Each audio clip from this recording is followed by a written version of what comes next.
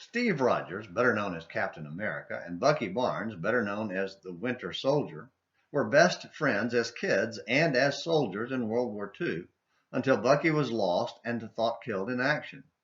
When Bucky resurfaced as the Winter Soldier, it was a complete surprise to Captain America, who found himself fighting and trying to kill his very best friend. In the end, after saving the world from HYDRA, of course, Steve refused to fight his friend. In a later Marvel Comics movie, the two were joined together against Iron Man in Captain America: Civil War.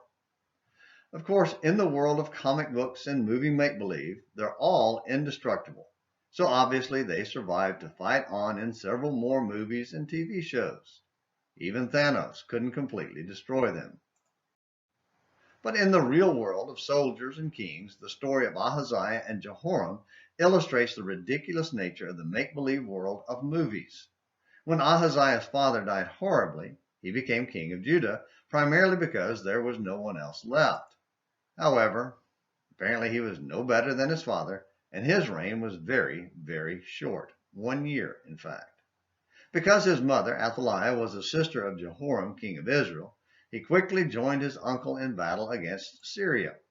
When King Jehoram was wounded in battle, Ahaziah tagged along with him to Jezeel, 2 Kings 8 verses 28 through 29, and 2 Chronicles 22 verses 5 and 6.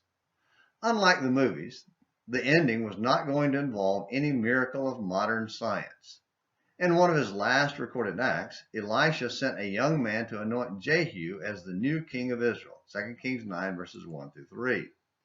Even though he believed in God instead of Baal, Jehu acted like a Baal worshiper in how he quickly eliminated the house of Ahab.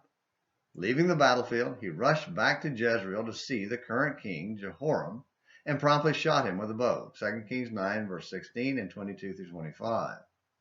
Then, seeing Ahaziah was there as well, he wasted no time killing him too, 2 Kings 9 27 and 2 Chronicles 22 verses 7 through 9.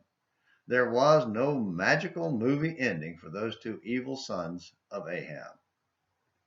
Both men serve as illustrations of the eternal principle of sowing and reaping. We harvest what we plant. They had planted evil things, and harvest time had come. The same principle applies to us as well. If we live selfish, indulgent lives, we should not be surprised at the consequences. And not just for ourselves. The harvest may impact our children as well, perhaps even our grandchildren. There are exceptions, of course.